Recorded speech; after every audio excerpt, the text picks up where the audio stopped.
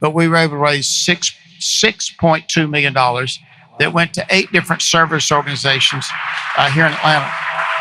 So let me ask you, how does someone qualify? How do you pick the people that you want to help? Is it organizations that teach financial literacy, or how do you qualify them? Yes. So Rodney Bullard, who heads up the Chick Fil A Foundation, he's got a group of Atlanta leaders, and they're the ones that, as a committee, sit down and address what is going to be our focus for a particular year and who the beneficiaries might be. But all is money that stays right here in Atlanta. My point in sharing this with all of us here today is that we all need to get convicted about things that really matter.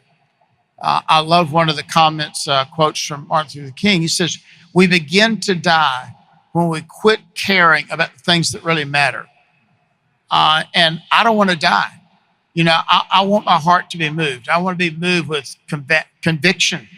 I want my heart to be moved by compassion and to see the things that are going on around us and to know that we can use that power of conviction to make a difference in the life and the world in which we live today. We've got a lot of challenges that we know that are out there.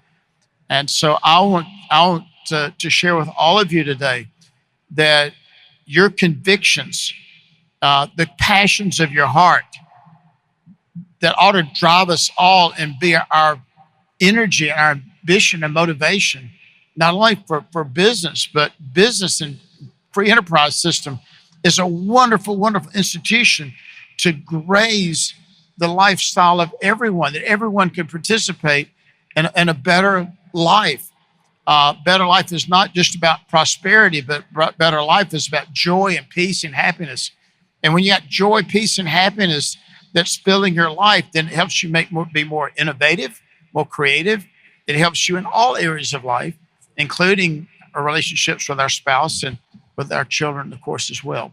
So I would say, encourage all of us to let those convictions resonate in your heart and to move you to the point that, hey, to say, we want to make a difference. We can make a difference. We can step in the gap, and we can build a better Atlanta. And Atlanta's our home base, and I love spending money where I get to see the results of it, right here in the city of Atlanta. Make sure you hold the middle of the mic.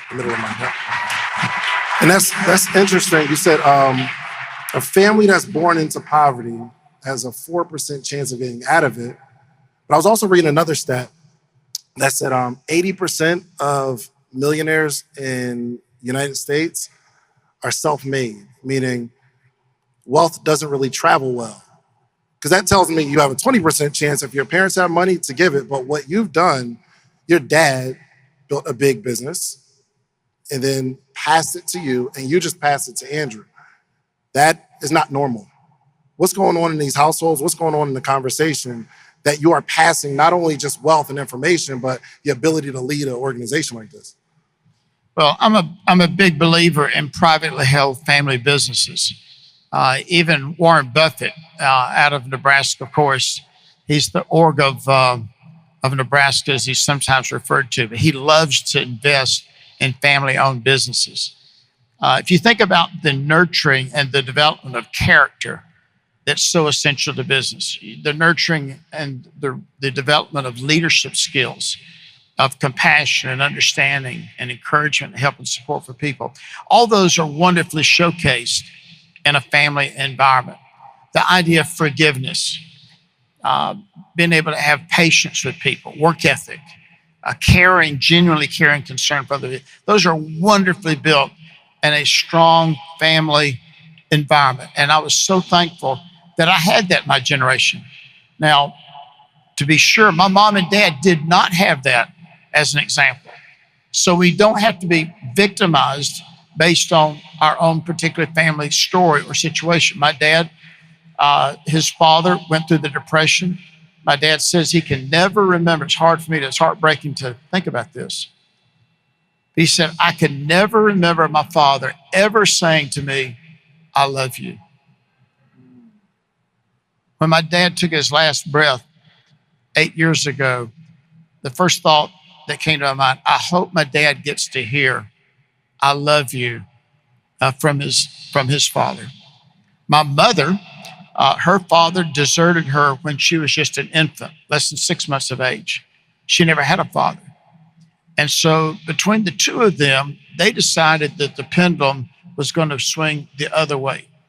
And so they became just incredible, wonderful Clap that up. parents.